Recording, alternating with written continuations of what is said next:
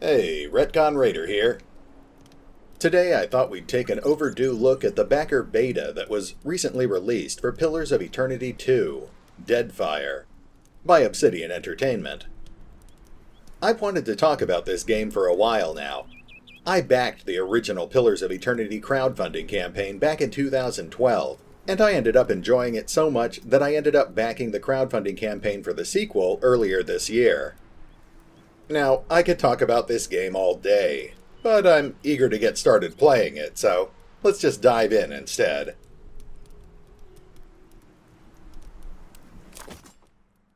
Obviously, the first step is to choose your campaign difficulty. Since the game is still in beta, I'll just be leaving it on the default settings. And here we go.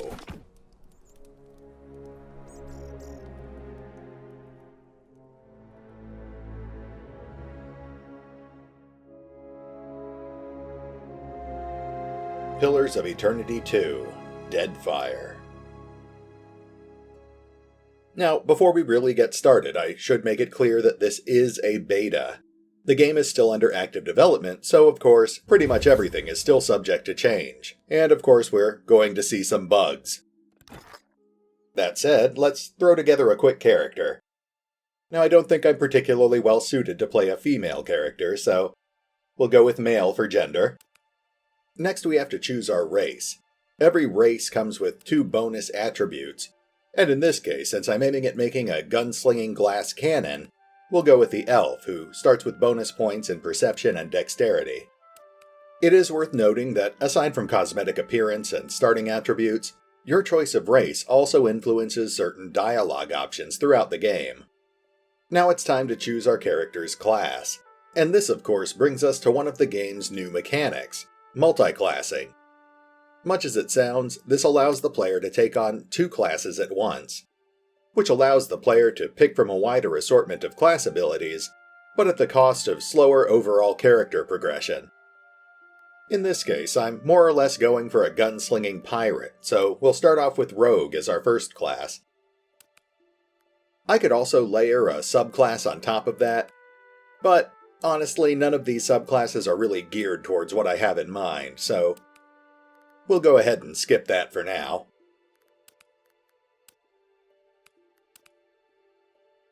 Now we get to choose between starting with the Escape or the Crippling Strike ability, and as a glass cannon, we obviously want to start with the ability that lets us keep away from enemies.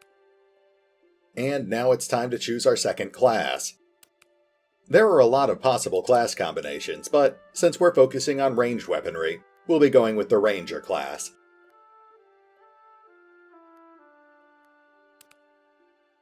And once again, we have a choice of subclass. The Ranger has several interesting options that could lend themselves towards my preferred playstyle. In fact, I particularly like the Ghost Heart subclass, which replaces the Ranger's animal companion with a ghost.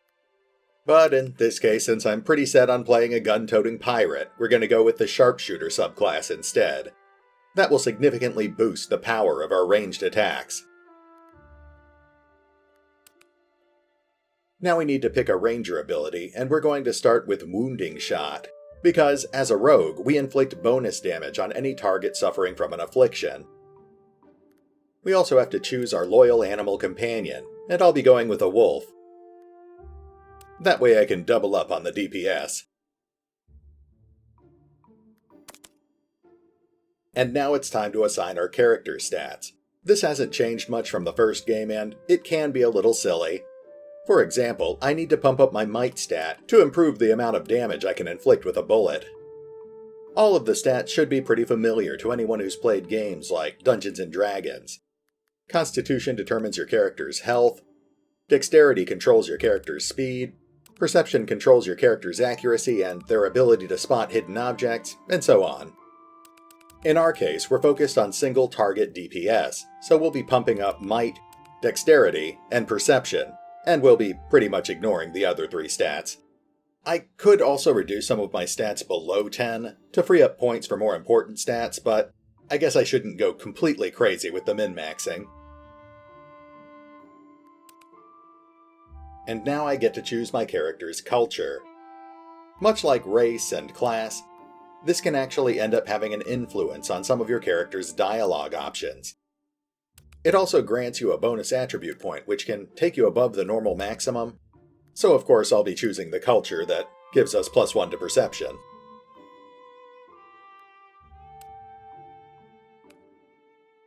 Then we get to choose our background, which, again, influences some of your dialogue options, but also grants you up to 3 points in various skills.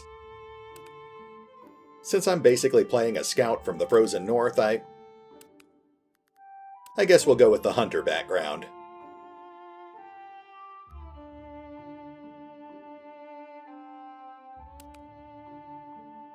Now I get to choose 2 weapon proficiencies. I'll be taking pistols and the arquebus, which means I don't have any points left over for melee, but that's fine. And that just leaves the cosmetic options. As with the first Pillars of Eternity, or games like Baldur's Gate, you have an assortment of default portraits to choose from.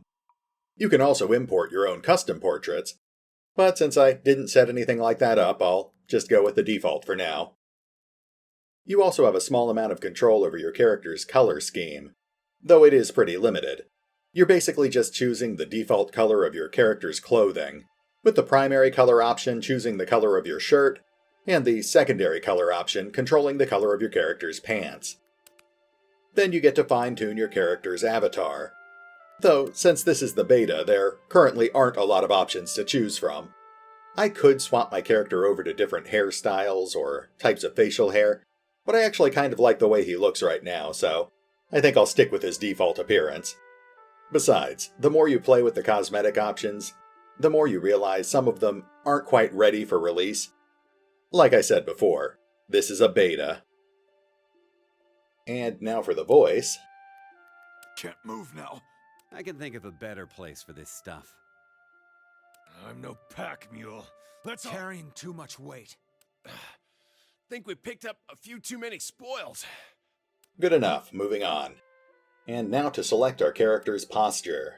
We can be heroic, or hunched, which is good, I guess, if you want to play as Gollum or maybe a Nosferatu. Then we've got Captain Jack Morgan, Sassy Guy, Angry Guy, and a guy who's really not happy to be here. Given our options, I think we'll just be Normal Guy. Yeah, Normal Guy sounds good. Now for our name, Retcon, of course. And we get a chance to review all of our stats, but I think we're ready to go. Let's get in there. You and your party have arrived on a remote island, Tikawara, that has been troubled by storms. The island is home to one of the tribes of the Huana, native residents of the Deadfire archipelago. The Valian Trading Company, a colonial faction, is working with the Huana to find high-value goods. And the rest of it is a thank you from Obsidian Entertainment. Now, much like the backer beta they released for the first game, they skip over all the early game story spoilers and drop you right into a mid-game side quest. Yes. You don't get to use any of the game's actual planned companions. Instead, they populate your party with generic mercenaries. And you're given some basic starting equipment dependent on your choice of class and weapon proficiencies. Speaking of which, let's go ahead and get this stuff equipped. There we go, now we're ready for battle. Though I will be keeping an eye out for a second pistol. Fortunately, the rest of our default party members are already equipped based on their own class and proficiencies, so we won't really have to waste any time with that. But the character we created started at level 1, and the beta immediately bumps you up to level 6, so let's take care of the level ups real quick. And this, of course, is the level up screen. It's a pretty straightforward process, and although it's a bit hidden, you can cancel the level up process at any time by clicking on the X on the top right corner. Now, because we're a multi-class character, we can use the class tabs up here to switch between our two classes when we're choosing our new ability. And of course, as a rogue, we do bonus damage to targets that are suffering from afflictions, so we'll want to pick up abilities that cause afflictions.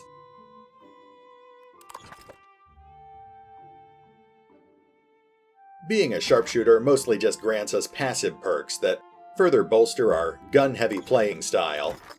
And our loyal wolf companion, of course, is just there to keep the enemies off of us while we shoot them. We already started with an active ability, so let's grab a defense-oriented passive ability. Now we need to assign our skill points, and that's easy enough. We're going to be focusing on the mechanical skill and the bluffing skill. Moving on. Now we get the chance to review our overall level up, and normally I'd micromanage things a little more, but for our purposes I think it looks good, so let's move on. And of course it immediately drops us into our level up screen again, because we've still got 4 level ups to take care of. We can always use more abilities that cause affliction, so let's go ahead and grab Crippling Strike this time. And we have more skill points to spend, so that means 1 point into mechanics and 1 point into bluff. Everything looks good, so on to the next level up. Now, this time, you'll notice that things are a bit different. First of all, we have access to Tier 2 abilities. So that means now we can grab the Dirty Fighting passive perk, which will make us even deadlier in combat. There are other abilities I'd like to take, but you only get a finite number of ability points throughout the game, so you have to choose carefully. Though I will probably come back for Blinding Strike at a later level. And now you'll notice it's kicked me over to the Ranger ability tab. That's because at this level, I actually get 1 ability point for each class. So let's go ahead and grab the passive Gunner ability. That'll let us reload our guns a little faster. That means, over time, my multi-class character will gain access to more abilities, but they'll all be lower-tiered abilities than the ones I'd be able to access if I were playing a single-class character. Everything looks good, so on to the next level up. And this time I think we'll go ahead and grab Blinding Strike. I did say I'd be back for it. And of course, we'll drop more skill points into mechanics and bluff. The game does push you to specialize. Since this is level 5, I get a new proficiency point. Normally I'm going to be relying on firearms, but I guess it couldn't hurt to take a melee proficiency as a backup. And everything looks good, so 1 more level up to take care of. You'll notice I'm still restricted to Tier 2 abilities. If I were a single-class character, I'd have access up to Tier 4 by this point. That's just part of the trade-off of playing a multi-class character. You get more versatility, but lower overall power. And since I can't access any of the higher-tier rogue abilities I'd like, we'll pick up a passive ability. Something to buff up our companion a little. I'll be relying pretty heavily on my wolf companion to hold enemies back and take them down as quickly as possible. So the Vicious Companion perk should really help with that. And that's it, we're level 6, so we can finally go adventuring. Just say the word. Which, of course, means we need to Leave talk it to to some me. NPCs. Sorry.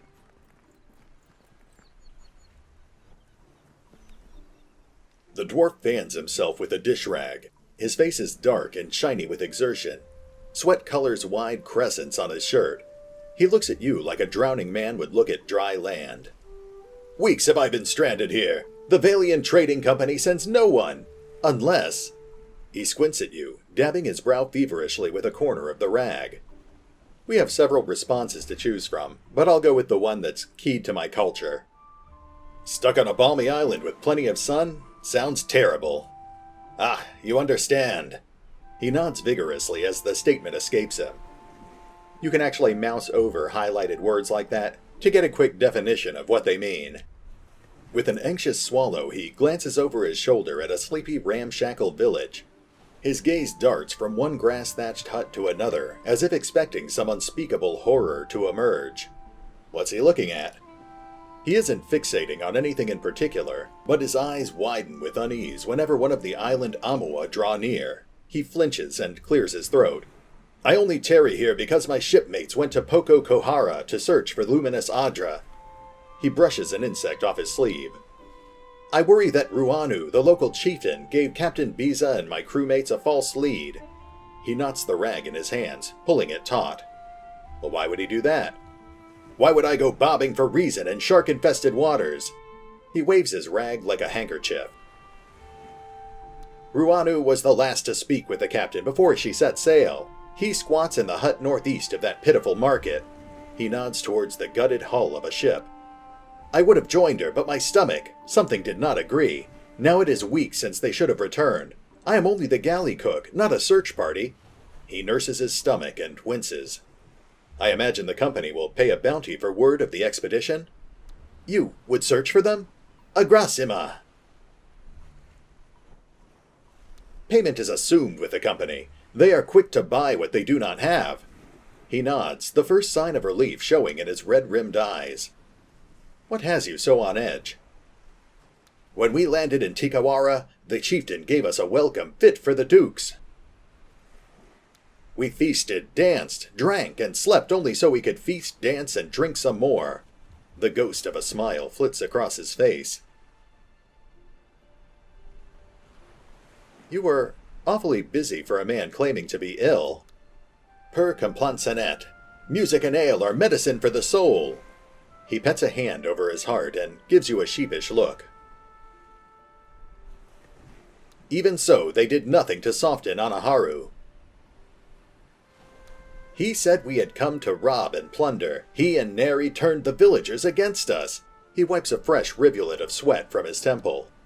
After that, we slept on the boat and took turns watching the shore. Except for me, I had to rest and recover, of course. He coughs. But in the early hours, our lookout saw Ruanu and Anaharu disappear together. Go on. No one from the village approached us all day. And by the afternoon, only Ruanu had returned. Now no one here will even talk of Anaharu. Suspicious, no? Perspiration gleams on his forehead. Our captain was eager to leave before the winds changed again. You mentioned Neri. The priestess? She imagines me in the jaws of her fish goddess, I know it. He fans himself even more rapidly. She lurks in the shrine next to that awful statue. I cannot stand her wicked looks, but if she does not scare you, then maybe you talk to her. Well, I think we've gotten everything we can out of this dwarf, so let's continue onward. This, of course, opens up our first quest, so let's take a quick peek at it in our journal. It appears that for this quest we need to learn more about the ruins of Poko Kohara from the Tikawara tribe. And in particular, we need to find out what happened to this dwarf's missing crew. Now, for the sake of brevity, I won't be talking to everyone in the village. That would take the better part of an hour. But I will make use of the stealth system to help myself to a few of the goods that the villagers have left lying around. Eh? Sure. Fortunately, our rogue is skilled in stealth, so Why not? that gives us a chance to pick up a few items here and there. My eyes are peeled. Why not? Nothing great, a few hagfish. But it does give us something to barter with. Yeah, no Now, problem. I believe the Tikawara village has 3 quests in total to choose from. And since I'd like to get into at least one fight before we wrap up this episode, I think we'll go ahead and focus on one of the simpler ones.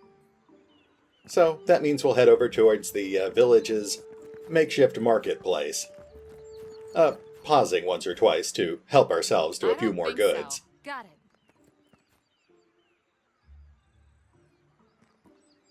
Quickly and quietly. Why not? Yeah, no problem. As in the previous game, you can hit the tab button to highlight interactive objects. It makes it a lot easier to spot items of interest. Eh? Sure. Time to see and not be seen. Why not? And I think that's about everything we can get away with stealing for the moment, so let's go talk to that NPC and get our new quest. Of course, it's also worth noting that because this is the marketplace, there are some containers that have items that I'd really love to steal, but the only way to reasonably steal them is if you have the ability to turn invisible. If you see an item you really like, you can steal it in plain sight. You'll just end up losing reputation as a result. So it's really up to you to decide if it's worth it. The woman stands outside the half-finished building, arms crossed as if in protest of any shelter it might offer. She looks like she's scowling, but the scars on her face make it hard to tell. An outsider in Tikawara? Who are you, stranger? Her hand strays towards a hide belt cinched tightly about her waist. I'm just passing through. I tell Ranga Ruanu that the stench of Tikawara will drive away friend and outsider alike. Do you smell it? She flares her nostrils and grimaces. We'll take the hunter option here. For Lagu faith, their odor suggests they're young, still hatchlings, and in distress. The words of a skilled hunter. She nods, impressed. There is no food on this barren island that those monsters do not steal. Her scars are like seams, tugging her face into a scowl.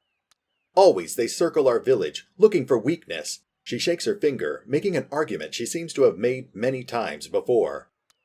I pushed the cage with the young ones farther down the beach, but I smell them even here.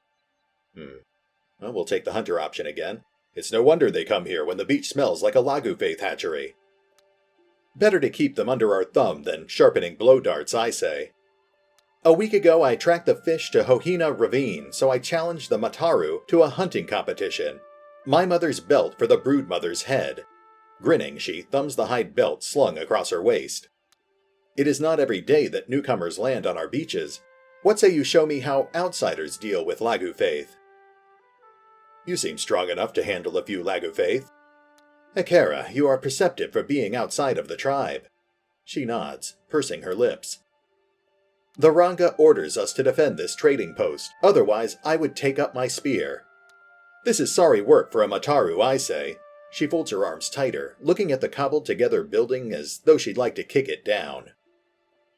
A little competition sounds like fun. Akara, the fish are not so little up close, but I say you can handle yourself. She appraises you again, this time nodding. Hunting tales of our ancestors say the brood will scatter when the fish Ranga is killed. No need to chase the children if you cut the head from the mother. She makes a sweeping motion across her neck. And I think that's pretty much everything we need. We could ask her a few more details about her role here in the village, but for the most part she'll just act surly and passive-aggressively make it clear that I'm not welcome here. So for now we'll be on our way. And now, of course, we have a new quest, the Brood Mother's Fury. This quest requires us to track down the Lagu Faith Brood Mother in Hohina Ravine. So, let's get to it. Though I would like to purchase a few new pieces of equipment before we leave. We do start with a decent amount of coin, but what I want to purchase from Vector is a bit on the expensive side, so give me a moment to canvass the village for valuables, and we'll be right back. And welcome back. I've spent a few minutes walking around the village and helping myself to any unattended goods. So now I think we're ready to go on a little shopping spree. No sign of my shipmates on the horizon. He sighs and billows the front of his shirt. The wet fabric slaps against his chest with a plopping sound. I need supplies. The captain left all but the essentials with me. I have sustained myself trading with the villagers. Hikosi, but I am almost out of ale. He gives you a weak smile and shows off his wares. Alright, let's see here. We found an assortment of weapons we can't use, so we'll trade those off, as well as these spare sets of clothing and extra sets of armor we can't wear. We've also got a small assortment of extra leftover armor from our starting inventory, so we'll dump that as well. But we'll hold on to all of these food items for now. Those can be used to gain buffs when you use the game's wilderness camping system. Though that system is a little buggy right now. Regardless, that gives us a little over 3,000 gold to play with, so let's go ahead and grab Akina's Tricorn here, which will grant us plus 5 ranged accuracy and plus 20% to our reload speeds. Plus, of course, it will make us look a bit more like a pirate, which is always a plus. I'd love to pick up another magic item like the Swordsman's Bracer or the Stormturner's Cloak, but for now, I think it's more important for us to focus on our DPS, so we'll pick up a second pistol instead. Now let's go ahead and get our new gear equipped. Oh, right, it's still in our rogue's inventory. There we go. And there we go. Looking good. Not quite the spitting image of a pirate, but maybe a pirate from the frozen north, I suppose. This isn't how I usually work. And why are you griping?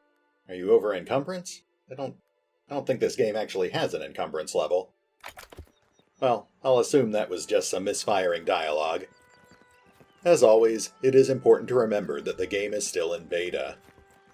Now there are other things I could do around the village, but I'd like to get in at least one fight before I wrap up the episode, so let's go ahead and get out onto the world map. I'm sure we can find something to kill. But just to be on the safe side, let's go ahead and use the quick save function. I'm still getting used to a lot of the game's mechanics, so let's just say I'm grateful that the beta has a fully functional saving and loading system. And this, of course, is the world map. And I have to say, it's pretty encouraging so far. Even in the beta, they give you a pretty big area to explore. Though, admittedly, a lot of it is underpopulated at the moment. There are only a handful of highlighted locations like the trail here or the ravine that we need to go to. And there's a small number of lootable resources, as well as the occasional loot cache that you can plunder. But since we're looking for adventure, let's go ahead and check out the Towaku Biwa Trail here. The scent comes upon you gradually as you travel. It smells of the kitchens of Cade Nua, of honey, cinnamon, and fresh bread, of meals shared with those now absent. That sounds reassuring. Off the path you catch a glimmer of movement. Something large and bulbous stirs beyond the trees. That's slightly less comforting. Let's sneak a little closer to observe. Now we have to choose a party member to take care of the task, and of course we'll want to pick the one who has the highest stealth score. Near the center of a nearby clearing stands a Delimgan, tending to a large spore. The Delimgan seems formed of the living tropics, with vibrant flowers cresting her head. Her shape suggests that of an elf, replete with pointed ears. Well, let's approach with caution here. We'll examine the spore from afar. And I believe our elven fighter here has a 6 in survival, so he'll handle the task. The bulbous fungus towers taller than an amawa, its fleshy fronds hanging over its bulging stalk. A miasma of yellow dust hangs around it, gently stirring in the light breeze. A dank spore, you can barely make out the recumbent form of some unfortunate kith tangled in its roots, the essence the spore sucks from its victims glimmering along its length. If it notices you, it will likely attack, and inhaling the spores clouding around it could confuse your senses. Well, that's certainly good to know, so we don't want to approach diplomatically. I think since this thing is feeding on people, we'll go ahead and assume it's hostile. Let's go ahead and ambush them. And now this, of course, will load us into an optional battle site. If we had walked away or approached diplomatically and settled things peacefully, we wouldn't actually have been able to enter this battlefield, so we wouldn't be able to fight these enemies or loot whatever treasure is lying around. And there it is, the dank spore and its Delimgan keeper, as well as a couple of smaller enemies, some sporelings. Now, since this game uses a real-time with pause combat system, and we have a pretty ranged-heavy party, we're going to need to position our guys very carefully before we start this fight. We'll move our fighter and our wolf up front, and we'll have to keep an eye on that sporeling to make sure it doesn't spot us. Let's bring our rogue off to the side here, and we'll shuffle the rest of our ranged fighters up behind them. You can actually see that Raider is about to be spotted, so we need to kick off the fight right away. Let's go ahead and select Retcon, and we'll take a pot shot at one of these enemies. I guess we should start with the Delimgan. You better run! Unfortunately, our priest is slightly too far away to join in, so we'll need to reposition him. And our mage also has some ranged attacks, but I think we're well out of range for her. Yeah. Well, we're about to be spotted, so let's get this started. And unfortunately, Retcon missed his opening shot. That's unfortunate. A rifle shot from stealth would have taken a big chunk off of her health. But we can't do anything about it now, so let's go ahead and drop stealth mode on our fighter and our wolf, and have them engage those sporelings before they can get to our squishier party members. I think we're pretty well set up here, so let's get combat started and see what happens. Okay, right off the bat we've got the sporelings engaged, that's good. Now let's start sneaking our rogue over to help Raider, and see if we can have our wizard and priest hit this cluster of enemies with some spells. Oh, but first let's do something about that Delumgan. That's basically an enemy spellcaster, so we'll want to cripple her as quickly as possible. And now we'll have our priest drop a Pillar of Faith on this group of enemies here.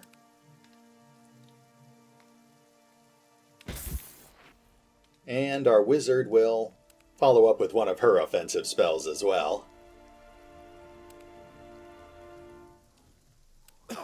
And now we need to let things play out for a few seconds. We'll pause again from time to time to adjust orders as necessary. Oh, actually, let's have our fighter knock this opponent down too. And, Retcon is still reloading. He hasn't even fired yet.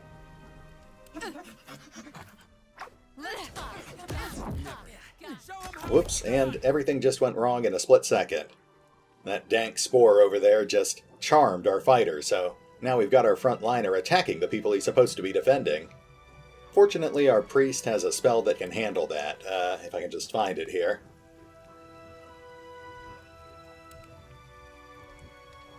There we go.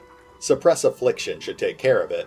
We just need to hold out long enough for him to actually finish casting the spell. We're already soaking up damage pretty quickly here.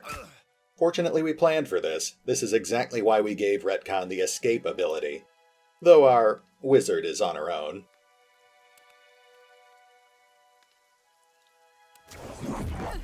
That buys us a little more room to maneuver, and it looks like we just finished off that sporling on our flank, so let's see if we can salvage things here and keep everyone alive. We'll have our rogue try to blind this enemy, and our priest needs to try to recast that spell. Apparently it got disrupted the first time.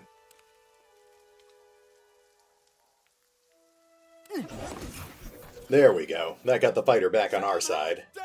Now let's get everyone back on task. Let's have our wizard toss out a spell.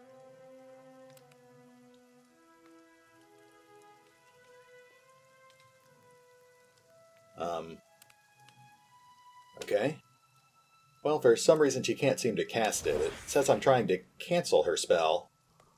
Well, the spell would probably be disrupted with all those enemies attacking her, so we'll just switch her to her wand instead. Looks like our rogue and raider have finished off another sporling, so let's keep them moving along the line. And Retcon's a bit hurt there, so we'll have the priest toss a heal his way.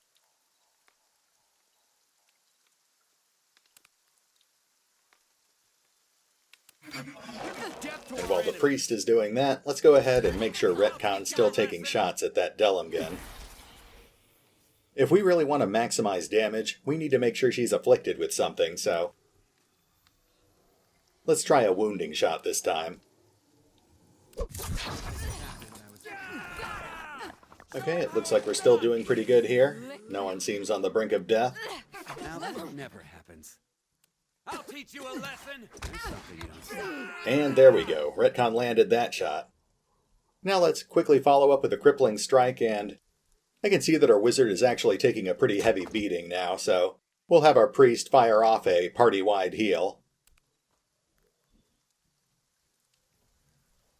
Got it! Onward! That keeps our wizard alive for the moment, so let's see if we can get off another spell. This one terrifies and sickens opponents. I'm not really crazy about it, but since she's stuck in close combat anyway, it's worth a shot. Oof, and she's still getting hit pretty hard, so Our priest is pretty much out of healing spells, so let's drop another pillar on these guys instead. Show him how it's done! looks like the Delumgin's heading our way now, so I think it's about time to go ahead and switch Retcon off from his arquebus to his dual pistols. They've got a lower overall range and a lower damage per shot, but they fire much faster. Alright, we managed to take down the last Sporling, but our wizard is back on the ropes. Does she have any healing potions? No, of course she doesn't. Well, let's just keep hitting this blight, and hopefully she'll outlast it. Oh, wait. Something just happened. Oh, I see. It looks like our wizard just fell unconscious. Well, you can see the UI doesn't quite track all the information properly. That makes it easy to quickly lose track of your character's health at the moment. But, as always, this is the beta. Let's just keep hitting these things and... Oh, okay, now we've lost our rogue. Honestly, I didn't even realize our rogue was that badly injured. Though I can clearly see that Retcon is on the ropes now, too. But we've got these guys pretty close to death, too, so we'll just keep fighting. Let's see if our fighter can knock over that Delumgin. And Retcon needs to keep trying to take down this Earth Blight. And let's go ahead and have the priest fire off one of his last healing spells. Consecrated Ground isn't great, but it provides a little bit of healing over time.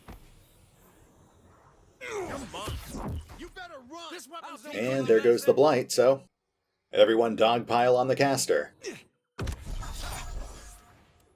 And there we go. That just leaves the dank spore, and fortunately it's completely immobile, so we'll have our priest and Retcon hang back and fire at it from far away. And our fighter and wolf will engage it up close. I'm just hoping it doesn't have any more charm spells.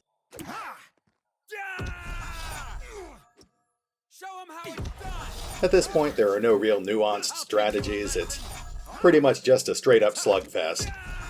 We're hitting this thing as hard and fast as we can, and hoping we can finish it off before it drops any more of our guys. There we go. I think the priest got the killing blow. Good for him. And you'll see that we gained a bit of experience, too. Much like in the first game, each time you kill a monster, it adds a bit more information to your bestiary, which in turn rewards you with a small amount of experience points. But once you've killed off a certain number of that particular type of monster, you've learned pretty much everything you can from it.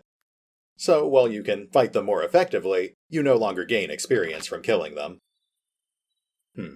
But I guess they haven't actually enabled the bestiary just yet. Oh well. At any rate, with our foes defeated, we can now loot the area in peace. Our 2 unconscious members will automatically revive and slowly recover health, but you'll notice over on the left of their portraits here, they're now suffering from temporary wound conditions, which will persist until we can actually set up camp and rest.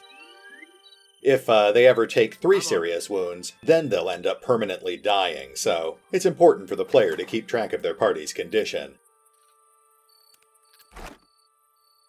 You can see another little glitch there. There's obviously an item sparkle, but nothing lootable, so I guess I'll just have to miss out on whatever item that is. Ah, but there's the real prize. A new grimoire. And it's loaded with some pretty nice offensive spells. I'm not really crazy about most of the spells that your default wizard starts off with, so this is definitely a good find. Let's go ahead and transfer that right to her inventory, and in fact, let's go ahead and have her equip it right now. Wizards can learn spells over time as they go up in level, but they can also equip grimoires, which give them extra spells in addition to the ones that they already know. In this case, I think I'd much prefer a more offensive spell set, so let's go ahead and swap that in and pull the other one out. And hopefully that will make future battles a little easier. Yeah, you can already see she's got the new spells equipped. Now let's go ahead and canvass the rest of this area real quick, see if we're missing any other loot. You can already see a couple of objects over here. I got this. But it's nothing particularly fancy. I believe those are just alchemical ingredients, and I don't think they've actually implemented a crafting system just yet. So for now it's just vendor trash. Let's go ahead and grab these river reeds, and let's take one last quick look around to make sure we're not missing anything. Looks pretty clear. I think we've explored everywhere, so let's go ahead and head back out to the world map.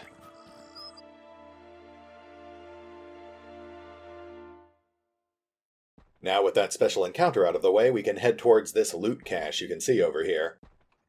Generally speaking, loot caches will have more desirable treasure items. Coins, high-value loot, even the occasional magic item. So you always want to keep an eye out when you're exploring. In this case, it looks like we found some, I guess those are gemstones? I can't actually open my inventory while we're on the world map, so I'll have to wait till I get back to the village for that, but I'm fairly certain those are high-value loot items. Looks like I can't rest out here either, so let's just go ahead and head back into Tikawara. And oh, wow, okay, I've been playing for almost 45 minutes now, so I think this is a good stopping point.